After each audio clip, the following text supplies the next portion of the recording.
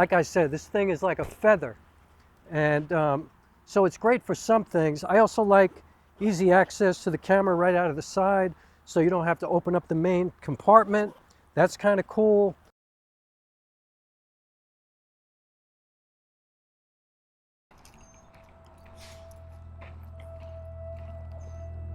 I love coming out here. This is like, I don't even know what this was, you know, like, but I know that there's nothing here now, and I could shoot out here and nobody bothers me. And I actually go all the way down here at the end and rehearse when I'm working on a play and I'm memorizing stuff. I come all the way down here. There's a bunch of graffiti down here. It's kind of inspiring, and I can rehearse and nobody bothers me, you know, and it's kind of beautiful. You know, that's the Pedestrian Bridge in Poughkeepsie, New York. You can walk over the Hudson River to Hollyland, New York, and there's a train station right down here, and I just love it. And so that's just a little background where I'm at. And I just wanted to say I'm using the Panasonic GH5 today with the Ttartisan 17mm f1.4 lens. I'm shooting in vlog because it's so ridiculously sunny. I tried to shoot in city like V to keep it consistent with the other part of this video, but the dynamic range was just terrible. Like, I just couldn't get it together. You know, the shadows were just crushed to black to save the highlights. So anyway, I'm shooting in vlog, which is a good example of when you should use it and when you don't necessarily have to, although I always shoot in vlog, so it doesn't matter. But anyway, oh, and I wanted to say thank you for 1,000! I am doing something that I never do, which is not shooting in log. I'm shooting in Cine like V. Looks kind of cool on the monitor, and I'm actually using my Panasonic GH5. And I'm at ISO 800. No, 1250. So it's probably going to be a little bit noisy, but I kind of like the way it looks. And you can see my Panasonic S5 back there, and a gimbal and a tripod, and I got all kinds of stuff. And that is actually a painting of Yankee Stadium the day it opened, April 22nd, 1923. There was a major snowstorm that day. My grandfather actually worked at Yankee Stadium as an usher when they still had ushers, and he was there that day. So I have that painting. So why am I sitting here in a spot that I never sit in? I never shoot videos here. As you can see, my desk is a mess. It's all filmmaking stuff. I got a bunch of boxes back there from trying out different gear and sending it back, and just crazy. And I'm just constantly working, and I'm never moved in. You know, I'm always just on the run, on the fly, on the move. I don't know what I'm doing half the time. Well, that's a lie. I know exactly what I'm doing. I just don't know what I'm doing with my home space half the time, but I'm always creating work. I mean, it just gets weird when money's involved, you know? I'm always telling stories. I'm always writing a play or writing a screenplay and making a movie, and I'm doing something all the time. Like when a brand approaches you and gives you money to do a review, or, you know, even if they don't call it a review, obviously it's a review. They want you to say something good about it. Or even if they don't give you money, if they just give you something for free that is of some kind of value, like in this case, this bag costs like 168 bucks. I mean, that's of great value. That's not to be taken for granted. And what I wanted to talk about was, I reached 1,000 subscribers, which is crazy. I mean, it's insane to me because honestly, 3.5 months ago, I had like 500 subscribers. And at that point I decided, you know what, I'm not doing what I think I have to do to be successful on YouTube anymore. I'm just not doing it. I'm not worried about the length of my videos. I'm not worried about how I tell the stories. I'm not gonna worry about my language, and I'm just not gonna worry about it. I'm just gonna do what I wanna do. I'm gonna do what serves me the best in practicing my craft, you know? And also I'm gonna do what's fun, sharing stories. I love to tell stories. You know, they're giving you something for free that other people have to buy. That's a privilege, that's an honor. They're doing it because they obviously think you have some kind of, you know, like power or some kind of influence over people. And so it becomes weird because, you know, it's like really tempting to just say something good about something, even though you might not feel that way. And then you have to really think about what you are about. Like, who what kind of person are you? You know what I mean? What do you believe in? Like, how do you want people to look at you? How do you want people to perceive your channel? I mean, and you know what? Since COVID happened, I feel like it's like exploded to a whole different level. And honestly, I've always been a pretty good storyteller. And I think I get it from my grandmother, who was an amazing storyteller, the best I've ever known. And you in general as a human being, forget about your YouTube channel. You know, like in my case, I have a career to think about. Like, I'm a theater artist, I'm a performing artist, I'm a filmmaker. Like, I want people to trust in me, believe that I always tell the truth. God bless her, God rest her soul. God. I can't, you know, when I say God, I'm such a hypocrite. I am so not religious, but I guess we're all spiritual to a certain extent.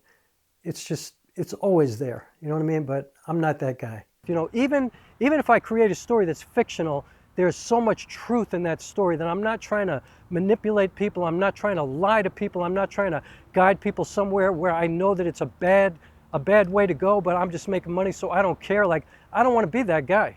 I don't want to be that person. And so I'm always going to be honest, you know, and then I think that that's not really a big problem because you just got to figure out a way to do it. So 1,000 subscribers. That means I'm almost monetized. Like, I don't have enough watch hours. And that's the other thing. 3.5 months ago, I didn't even have 2,000 watch hours. It took me 4 years to get to 500 subscribers and like 1,900 watch hours. Now I have 1,002 subscribers as of this moment. And I think 3,100 watch hours. So I gained 1,000 watch hours in 3 months. There's a way to be honest, but still be positive. You know what I mean? Like, you don't have to be negative. You don't have to like trash something. You don't have to say something sucks. And at the end of the day, if you really think that there is absolutely positively no value in something, just say no. And the amazing thing about that is that I think I broke one of the biggest rules of what a lot of people talk about on YouTube, which is my videos are so long. Like, I started putting together like 45-minute, 50-minute videos, you know, like a half hour for me is short. But it was what I was feeling. It was the way that I felt was best to tell the story, and I'm always going to honor that, and I don't really care. You know, no matter what somebody offers you, no matter what, unless you say, yo, I think this thing sucks, I'll take the money, but if you want me to do a review or you want me to talk about it, I'm going to be honest about it. And if somebody says, okay, that's cool, we just want you to do it, then whatever. That's the truth. But I mean, generally, you got to be discerning about this stuff. You got to think like, you know what? It's like everybody's mother used to say to them, or some adult, some elder in your life said, look, if you don't have anything good to say, don't say anything at all. You know, it's like I've experienced the same thing in the theater world. Like, everybody thinks because I'm a solo theater artist that, you know, my plays can't be a certain length, because a lot of people don't consider solo theater real theater. Like, they don't call it a play, they call it a one-man show, which is kind of misogynist when you think about it, because honestly, some of the best solo theater artists that I know are women, so why do they have to have one-man show, right? But I digress. Sometimes silence is the best way to go. However, sometimes it's good to be honest. Sometimes it's good to give people a really straight-ahead appraisal of something. But, you know, on the other hand, how many reviews can people watch of something? You know what I mean? Like, you have to be trustworthy. You have to know that, you know, when people come to your channel, they're there because they think they can count on you. Like, people are coming to you, if you don't want people to kind of side-eye you and wonder, like, what's this motherfucker talking about? Like, I don't trust a word that's coming out of his mouth. That's not sustainable. You're not going to last long. I just, you know, a couple of months ago, I was like, I'm not worrying about any of this anymore. I'm just going to be authentic, and I'm always authentic. But I was trying to fit into what YouTube requires, and just today, I got slapped in the face, totally. And so you must tell the truth. You must be honest. You must have integrity. And so it's kind of weird doing business like that. It's kind of strange accepting money for things or accepting gifts and not being honest about it. You know, like, I really respect the people who take stuff and then say what they say. You know what I mean? And then, of course, like what happened to Gerald Undone, he suddenly didn't get invited to Japan for something that Lumix thought, you know, he wasn't going to say something good about. Because you see, I had about 5 videos in a row that did really well, for me anyway. Maybe not for major YouTubers, but for me, it was incredible. I was getting 1,500, 2,000 views. Like I never get that. You know, I'm a guy who gets 180 views, something like that, but all of a sudden I was getting 2,000 views. But I knew exactly why that was happening. And that's kind of fucked up, you know what I mean? But on the other hand, why would a company give you something that they know you're not going to like? You know what I'm saying? Like, why would they ask you to do a review when they know it's not going to be a positive review? I mean, especially if they have to pay you for your review. So like if somebody says, look, I'll give you 5,000, I'll give you 10,000 bucks to make a video about this product. Well, if they give you 5,000 or 10,000 bucks, I am certain they're not thinking that you're going to do something negative. They're not expecting that. It wouldn't even be appropriate. It was happening not only because I was going off into this new kind of thing, but I think also it was happening because I was talking a lot about the Panasonic GH7 and the Panasonic S9, two brand new cameras that were out that were kind of all the rage. And I thought, you know what, if I talk about these cameras, I'm going to get a lot of views because that's what people want to see right now in the filmmaking space. Like, they don't care who you are or what you're doing. They're going to come to your channel if they see S9 or GH7 in the title. What would be appropriate would be to say, yo, I appreciate that, but I'm not into this at all. I can't imagine saying anything good about it, you know? But I mean, why would you be that way anyway? You know what I'm saying? Like, there's always something positive that can be found in any product. You know what I mean?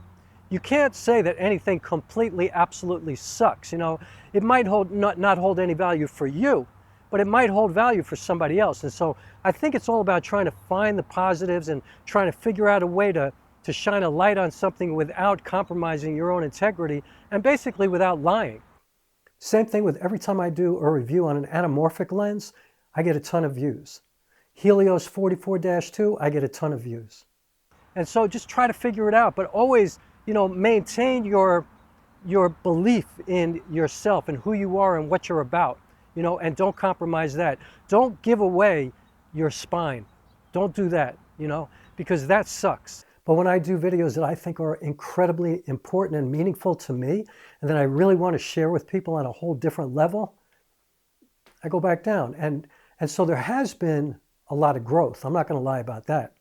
Like now, instead of a bad video or a video that's not, you know, not getting as good a performance as some of the other videos, I'm in the 300 to 500, maybe even 700 range. I'm just not getting 1,500 or 1,800 or 2,000, but I'm still way over 180. And so that is really encouraging to me. But it also made me realize, like, I don't care. I'm not playing this game, you know? And that's what's happening in this world right now. You know, in politics, you know, people are double talking. You know what I'm saying? Like, they're saying one thing on Tuesday and they're saying another thing on Wednesday, and what they said on Tuesday has nothing to do with what they said on Wednesday, and it's just fucked up. And, you know, and that's important because that's dealing with politics. That's dealing with people who are going to represent you in the government.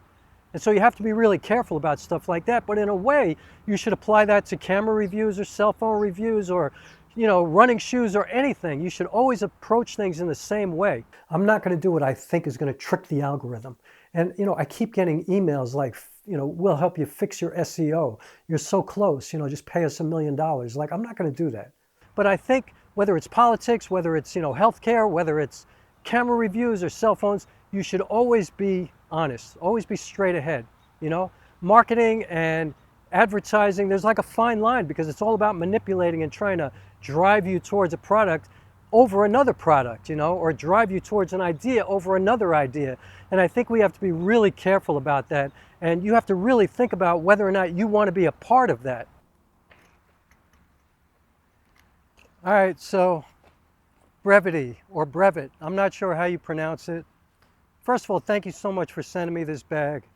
This is the jumper. It's an incredible bag. You can see the tag right here still.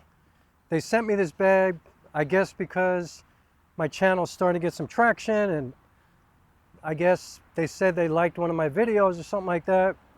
So they asked me to, if I wanted a bag, they didn't even ask me to review it, to be honest with you.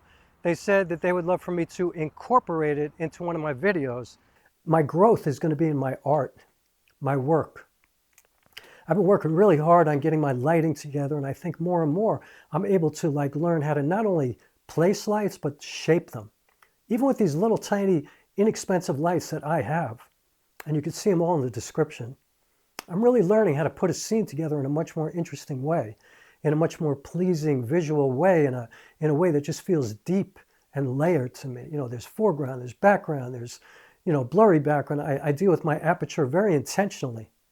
And so I think that means a review, but I'm not gonna, I guess I will kind of review it in this video, but the conundrum is that, you know, like I'm trying to build this channel, right? And I'm really hoping for things like this because this is the first brand that reached out to me. And so I'm thinking, yo, like I'm always going to be honest, you know what I mean? But I want this to happen more. But if I don't give this a great review, you know, I kind of risk the chance of these people never reaching out to me again. Other brands looking at this perhaps and going, I'm not using that guy, forget it, like he's way too honest.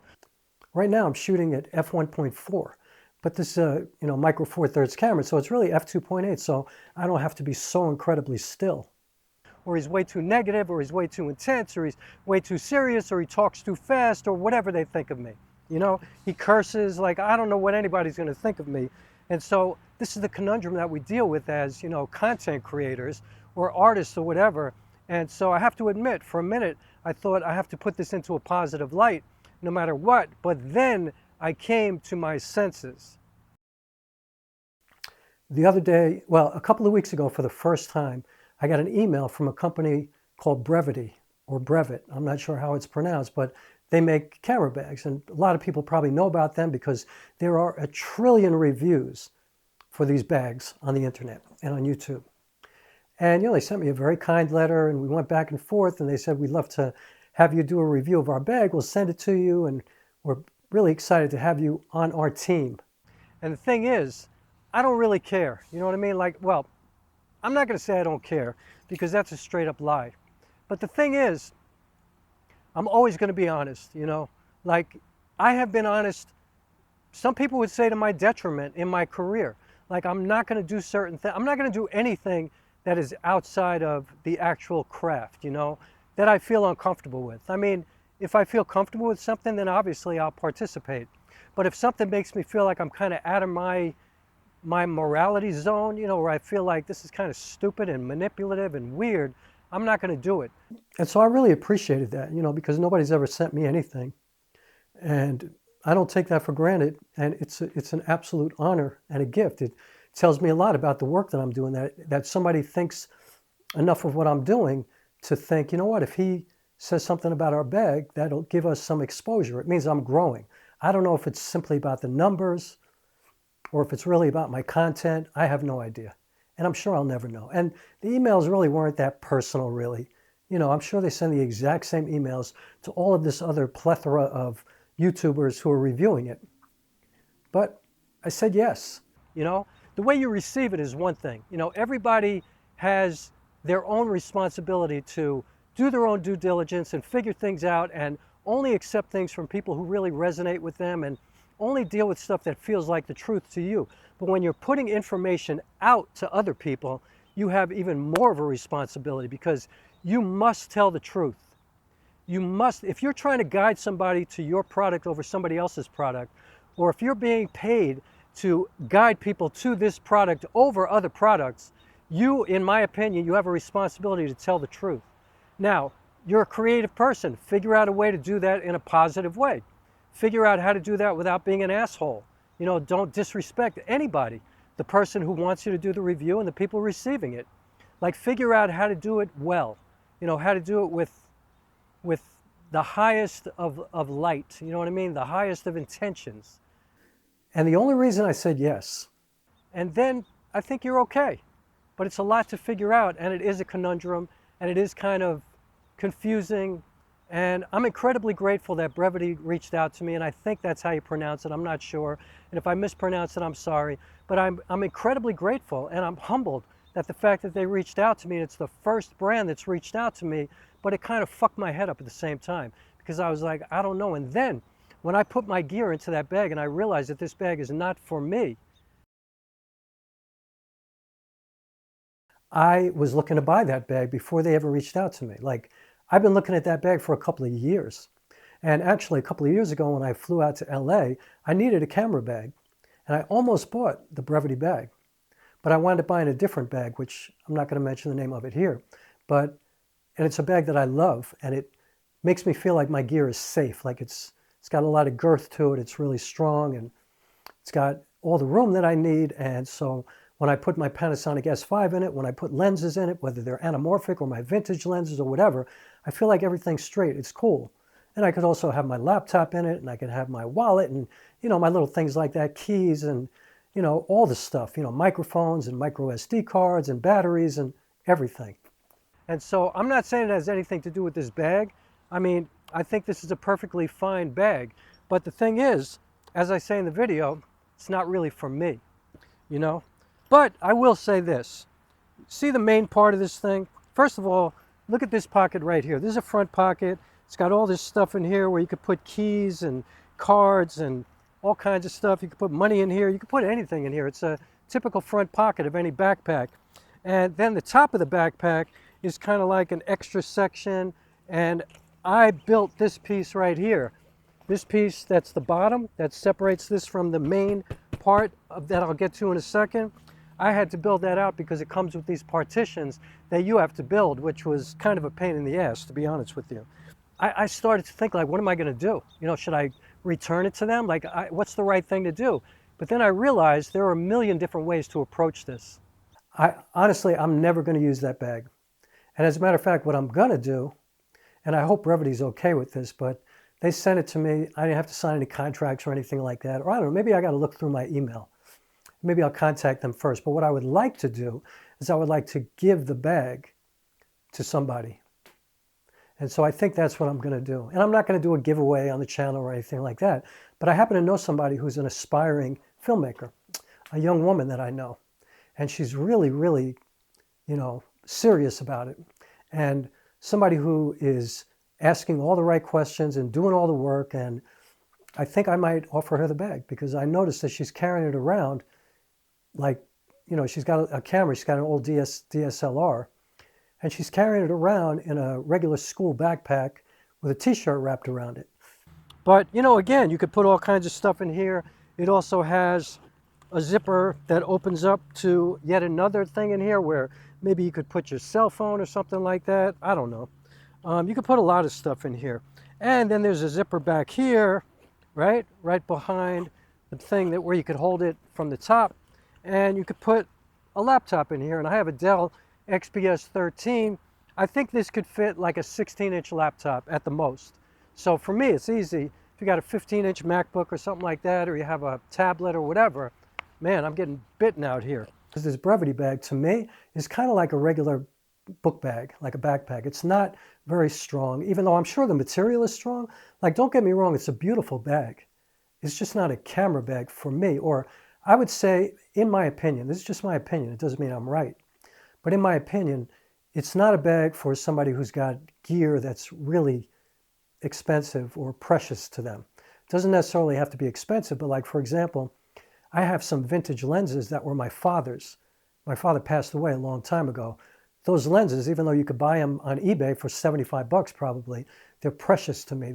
You can never replace them. And so if anything happened to them, I'd be pissed.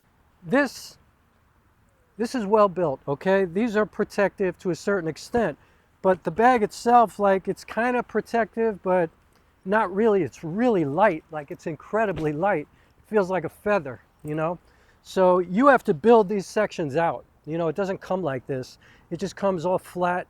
They have Velcro on them and you just have to build it out any way that you want to. Me, I'm like spatially, you know, not very good at that kind of stuff, spatially challenged, I guess you would say.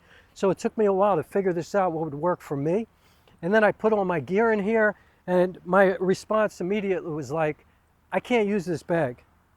It's not good for me because the bag that I have is 100 times more protective than this bag. It's also a lot bigger and a lot heavier, so that is certainly not an advantage, but it's not so heavy that it's a problem. Man, these bugs are eating me up. You know, like, I'm sad about it because I'm telling you, the woman I was going back and forth with was so nice, even though, like I said, it wasn't really personal. I'm sure she has no idea who I really am or anything like that. But they were very nice, very kind, and, you know, it's a gift. I mean, they gave me a bag for free. It's like $169 or something like that. That's no joke. They don't have to do that. And it is a beautiful bag.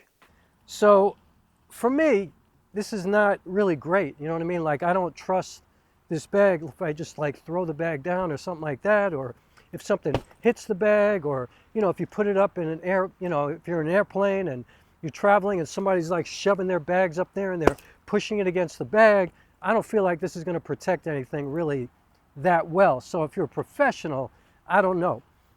Perhaps if you could put stuff in here, maybe you pull these out and put some other kind of protective thing in here. I don't know.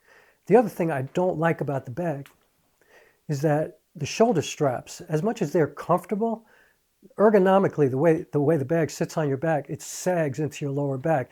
Even if you pull the straps down and lift the bag in your back, which is a healthier way to do it, because you don't want a bag, you don't want like the weight of the bag at the bottom part of it where it pulls down and makes you kind of arch your spine and your lower back gets, you know, compressed, your spine gets compressed back there, and it's not healthy. I do like the fact that you can carry the bag like this and you don't have to put it on your back. Any professional bag, any good, like high-level backpack, especially for a creator who's carrying a bunch of stuff in it, needs to have a strap across the chest to pull up that bag and to ergonomically make that backpack lay up right against your back. Instead of kind of sitting like this, get into your back so you can pull it against your chest, and it's much more comfortable, and it takes the weight off your lower back. Because that pulls the bag forward, and it doesn't let you arch your back and pull your neck forward, because that's dangerous. You know, like repetitive stress injuries are a real thing. And I believe if you make this bag heavy and use it for a long period of time, you're going to fuck up your neck, you're going to hurt your lower back. And that's just my opinion. I'm not saying I'm a chiropractor or an orthopedic doctor or anything like that. I'm not a professional trainer, although I was a personal trainer for a while, and it was professional. And so I do know a lot about the body, and I do know a lot about kinesiology and the movement of the body. And I'm just saying that this, for heavy gear, for serious stuff, like anything heavier than, say, a GH5, which is what I'm using right now, or an S5, you know, Panasonic S5, or any of the Sony cameras, other than maybe the ZV-E10 or the ZV-E1 or some of those lighter cameras that I've never touched. I don't know anything about them, but I'm assuming if it's really, really light, that might work for this bag. But some of the things that this bag has are incredible. Otherwise, the bag is really well built. The material is really awesome. The zippers are solid. You know, everything about it. The stitching is really well done. I don't see any kind of fraying or anything like that. And so I like the bag. You know, you can put a tripod down here. It's got room for something else up here. I guess another tripod or whatever. You can put a water bottle. This is kind of a stretchy material right here, which is kind of cool, because it's got these stretchy straps. I think it's well built. I think the materials are really well done. It's just not heavy duty enough for me. And so, sorry Brevite, I can't give it a thumbs up for professional work, or at least work with heavier gear. I guess you could do professional work with anything, and that was like totally hypocritical of me to say, because I made a feature film with an LG V40 phone, and so that's professional work. But now that I'm using a real camera, and I'm using a Panasonic S5 and a GH5, and I got these lenses, and I'm using anamorphic a lot, forget it. Like, I would not be carrying anamorphic lenses in this bag. Got plenty of room for all of your accessories and things like that, microphones. You know, you could even bring a lavalier and a regular boom mic. Like, it's cool. It's just not professional in my opinion, you know. Like I said, this thing is like a feather. And so it's great for some things. I also like easy access to the camera right out of the side, so you don't have to open up the main compartment. That's kind of cool. And again, you know, maybe some people would feel differently about it, but that's just honestly how I feel about it. So I thank Brevite so much for choosing me. It's so nice to be noticed and appreciated like that, but I'm not going to use it, you know, and I'm not going to sit here and lie. That's one thing I'll never do. I'm always going to tell the truth. I'm always going to tell you exactly how I feel, and I'm never going to accept anything from any company unless it's something that I believe in. Especially if somebody offers me money to do a review, unless I can be honest about the review, and if I could trash it if I don't like it, which I would never trash anything. I'm not even of that kind of spirit. Like, I don't think that way. You know, I would just give you my honest opinion, but I would never say something's trash, it's garbage, any of that, you know. I wouldn't do that. I mean, there's a lot of good things about it. It's just not for me. So yeah, that's how I feel about it. So this is kind of a review inside of a review inside of a review. And you know, that's what I think. Anyway, that's what I think. I think I'm talking too much right now. And I'm done with this video. That's it. All right. Thank you. That's it for this, and thanks a lot. And yeah, I'll be back with another video very soon. And wow, 1,002 subscribers, me. That bugs me out. I appreciate it so much.